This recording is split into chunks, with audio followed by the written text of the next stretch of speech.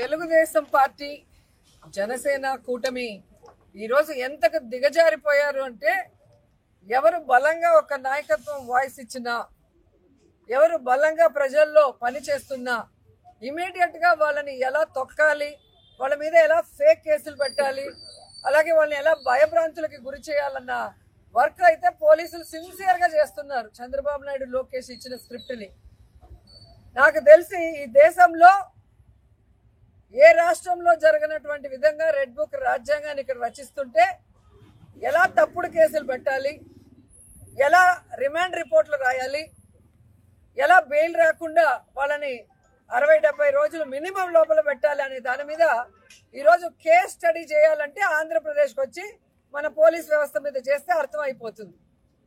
ఈరోజు 1 కాదు 2 కాదు, ఈ సంవత్సర కాలంలో ఎన్ని తప్పుడు కేసులు పెట్టారు, ఏ విధంగా రిమాండ్లకు పంపిస్తున్నారు, సుప్రీంకోర్టు హైకోర్టు కూడా వీళ్ళకి మొటిక్కాయలు వేసినా కూడా ఇంకా బుద్ధి రాకుండా అవే సెక్షన్స్ తో మళ్ళీ రిమాండ్కి పంపించాలన్న ప్రయత్నం చేస్తున్నారో ఒకసారి మీడియా మిత్రులు తెలుసుకోవాలి. దీన్ని ప్రజలకు కూడా తెలియజేయాలని కూడా కోరుకుంటున్నాను. ఈరోజు నగిరి విషయానికి వస్తే ఇక్కడ ఉన్న ఎమ్మెల్యే గాలిలో గెలిచిన గాలిగాడు, కరోనాలో ప్రజలతో లేడు, ప్రజల్ని పట్టించుకోలేదు, ప్రజలకు ఒక చిన్న పని కూడా చేయలేదు. ఆ తర్వాత ఏ రోజు కూడా ప్రజలలో ఆయన లేడు. ఈవీఎంల మ్యానిపులేషనో లేకపోతే గాల్లో గెలిచాడో ఆ దేవుడికి తెలియాలి. నగిరి నియోజకవర్గంలో గెలిచిన రోజు నుంచి ఈ రోజుటి వరకు ఒక్క అభివృద్ధి కార్యక్రమం చేశాడా? కేవలం దోచుకోవడం, దాచుకోవడం. ఈరోజు ఇసుకలో పట్టుబడ్డ వాళ్ళంతా తెలుగుదేశం పార్టీ వాళ్ళు, ఎమ్మెల్యే భానుప్రకాష్ కి ముఖ్య అనుచరులు. నిజంగా ఈరోజు మీరు చూడాలి, ఇంత పెద్ద పెద్ద టిప్పర్లు ఇసుకని డంప్ చేసుకొని తమిళనాడుకి వెళ్తున్నాయి.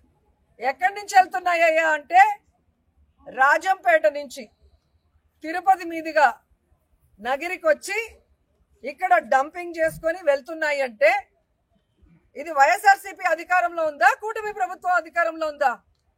ఈరోజు రాజంపేట నుంచి చూస్తే తెలుగుదేశం పార్టీ ఎమ్మెల్యేలు, తిరుపతిలో జనసేన ఎమ్మెల్యేలు, వీళ్ళు అఫీషియల్స్ తో పోలీసులతో మైనింగ్ వాళ్ళతో కొల్యూడై ఈ విధంగా టిప్పర్లు, ఇదేం సైకిల్ బైక్ కాదు, ఒక చిన్న బ్యాగ్ లో పెట్టుకొని దాచి పెట్టుకొని వెళ్ళటానికి ఇంత పెద్ద కంటైనర్లు ఈ విధంగా రాజంపేట నుంచి వెళ్తుంటే ఏం చేస్తున్నారు సంవత్సర కాలం పోలీసులు, మైనింగ్ వాళ్ళని అడుగుతున్నా. ఈరోజు ఏదో లెక్కల్లో తేడా వచ్చి వాళ్ళకి అరెస్ట్ చేయడం జరిగింది.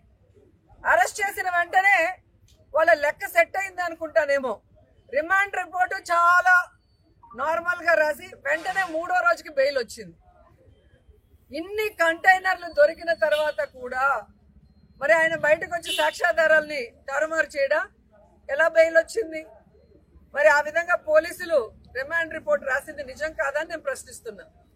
దీన్ని సర్క్యులేట్ చేశారని చెప్పి వైఎస్ఆర్సీపీ సోషల్ మీడియా పిల్లల్ని 2 రోజులుగా నగిరి సిఐ హెరాస్ చేస్తున్నాడు. పిల్లల్ని తీసుకురావడం, వాళ్ళ ఫోన్లు లాక్కోవడం, వాళ్ళని కొట్టడం, బూతులు తిట్టడం. నేను ఒకటే అడుగుతున్నా, ఈరోజు సుప్రీంకోర్టు అలాగే హైకోర్టు క్లియర్ కట్ గా ఇచ్చింది, సర్క్యులర్ ఇచ్చింది.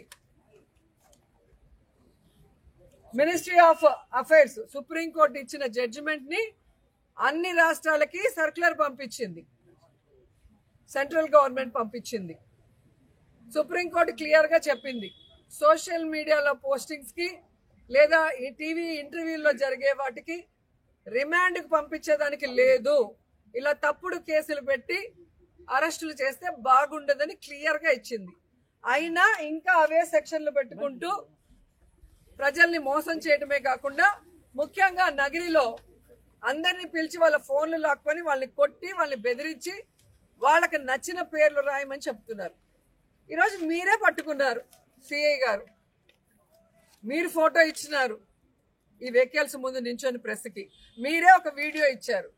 మరి అది ఎవరిదయ్యా అంటే వేలు అనుకో. ఆ వేలు అనుకో ఎవరు?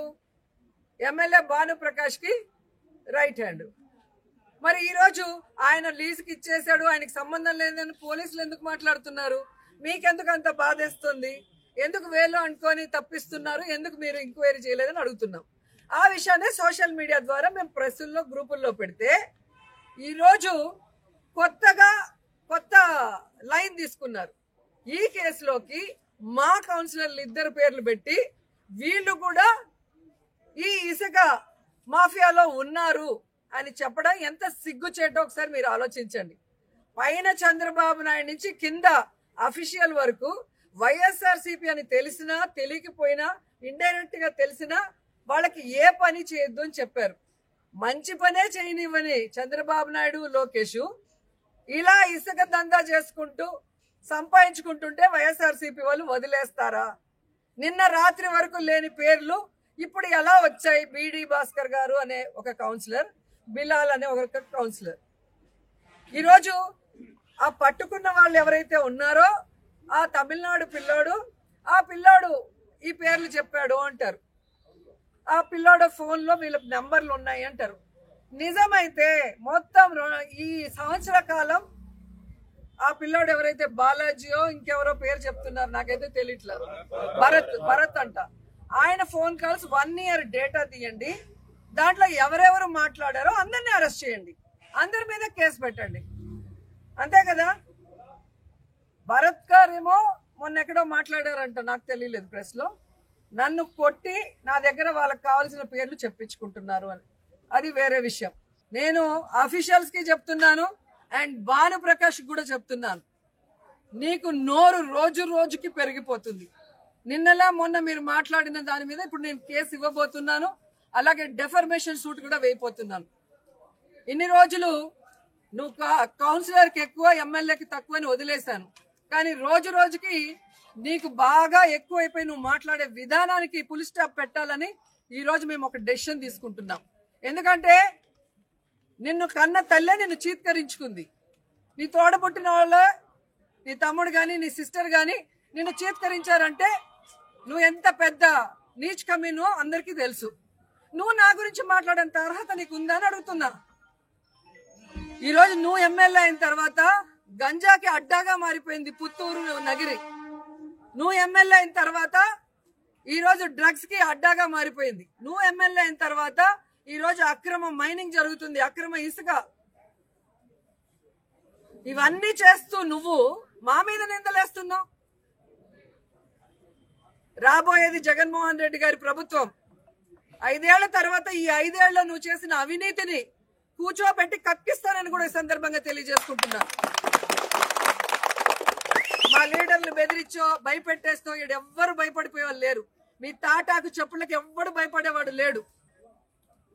జగన్మోహన్ రెడ్డి గారు చెప్పారు కదా, మేం ప్రజల కోసం ఫైట్ చేసే వాళ్ళం, అధికారంలో ఉంటే ప్రజలకు మంచి చేసిన వాళ్ళం. ఈరోజు గర్వంగా ప్రజల్లోకి మేము వెళ్ళగలం, కానీ మీరు వెళ్లే పరిస్థితి లేదు. చాటలతో పరకలతో కొడతారు. జగన్మోహన్ రెడ్డి ఇచ్చేటివన్నీ ఇస్తాము, అవి కాకుండా మేము చెప్పినవి కూడా ఇస్తామని చెప్పి చంద్రబాబు నాయుడు, పవన్ కళ్యాణ్, లోకేష్ ఎలా ఫెయిల్యూర్ అయిపోయారు, ఎలా ప్రజల్ని మోసం చేశారో అందరికీ తెలుసు. అలాగే ఈ దేశంలోనే ఏ రాష్ట్రంలో చేయనటువంటి విధంగా మొదటి సంవత్సరమే 1,86,000 కోట్ల రూపాయలను అప్పు తీసుకొచ్చి ఒక చెత్త రికార్డు సృష్టించిన ముఖ్యమంత్రి ఎవరైనా ఉన్నారంటే అది చంద్రబాబు నాయుడు. ఈరోజు లా అండ్ ఆర్డర్ ఏ విధంగా ఫెయిల్యూర్ అయింది రాష్ట్రంలో, ఆడపిల్లల్ని ఎలా మానభంగాలు చేసి చంపేస్తున్నారో అందరూ చూస్తున్నారు.